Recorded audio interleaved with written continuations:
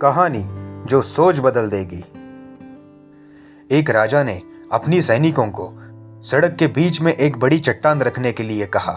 चट्टान को बीच सड़क में रखवाकर राजा ने अपने सैनिकों से छुपकर उस चट्टान पर नजर रखने के लिए कहा कि देखना उस चट्टान को रास्ते से कौन हटाता है।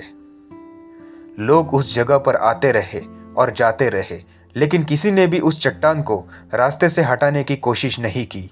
उस चट्टान के पास से लोगों के गुजरने वालों में राजा के कुछ करीबी लोग और शहर के बड़े व्यापारी भी शामिल थे, और उनमें से कुछ लोग तो राजा को ही कोसने लगते कि क्या राजा इस चट्टान को भी रास्ते से नहीं हटवा सकता।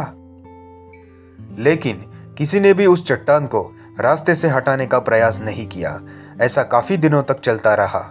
एक दिन एक किसान अपनी सब्जियों के साथ उधर से गुजर रहा था। उसने चट्टान को रास्ते में पड़े देखा और सोचा कि सबको इस चट्टान की वजह से कितनी तकलीफ हो रही है।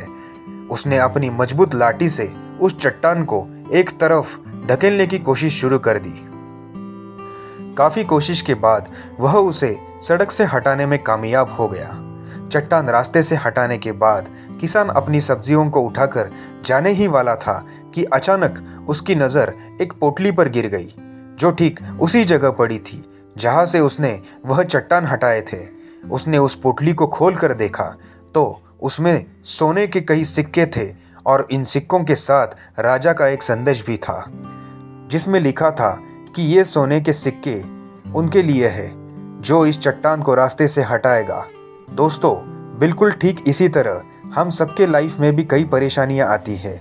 कुछ लोग उन परेशानियों से बचकर निकल जाते हैं और कुछ रास्ता बदल देते हैं, और चंद लोग ठान लेते हैं उन परेशानियों का हल निकाल लेने की, और ऐसे ही लोग मुश्किलों में संभावनाएं और संभावनाओं में छिपे अवसर खोज लेते हैं।